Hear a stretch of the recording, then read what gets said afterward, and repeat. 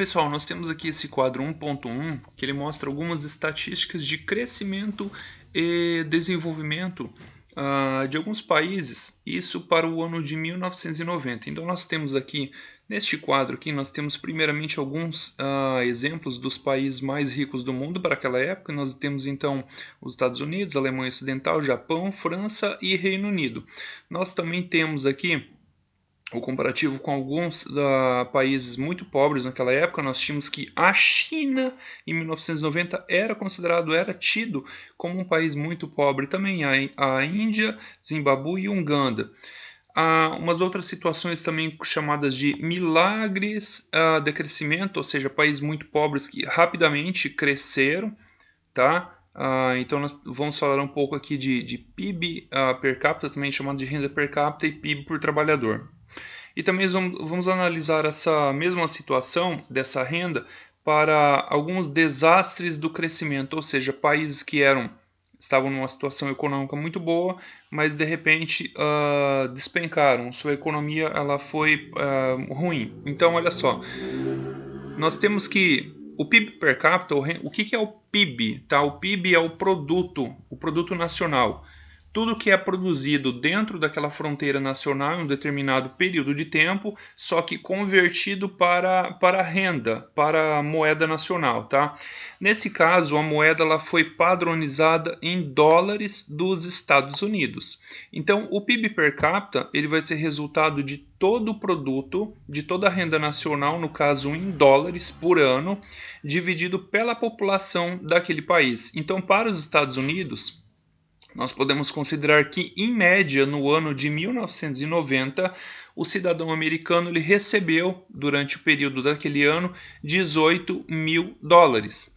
Então, lá na Alemanha Ocidental, também um país rico e desenvolvido, ele recebeu um pouco menos, em média 14 mil. Japão também algo próximo a isso, 14 mil. França também quase 14 mil e o Reino Unido também, tá? Mas olha só, como que se comportou essa mesma situação nesses países pobres para aquele mesmo período? Olha só, a renda média do chinês para aquele mesmo ano de 1990, a renda anual foi de pouco mais de 1.000 dólares contra os 18 mil dólares de um cidadão americano. Lá na Índia, em torno de 1.200, Zimbábue 1.100 e lá na Uganda apenas pouco mais que 500 dólares, em média o cidadão daquele país, daquela nação, ganhou trabalhando durante todo o ano.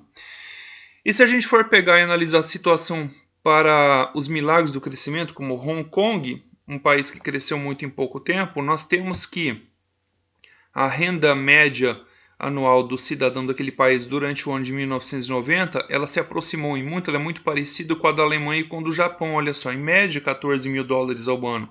Taiwan e Coreia do Sul, ali algo próximo a 7 mil, 7, 8 mil.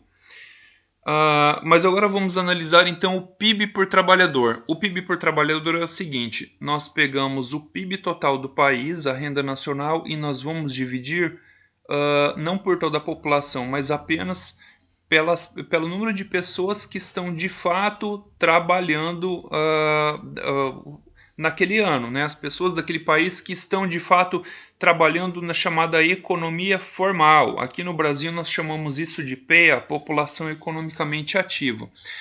Então basicamente esse número vai dobrar e depois no próximo vídeo a gente vai ver o porquê. Olha só, o cidadão americano ganhou em média 36 mil dólares, tá? O trabalhador americano, a pessoa que está trabalhando, tá? Alemanha um pouco menos, 29, Japão também um pouco menos, 22, França 30 e por aí vai. Mas a gente vê que lá na China o trabalhador ele continua ganhando pouco.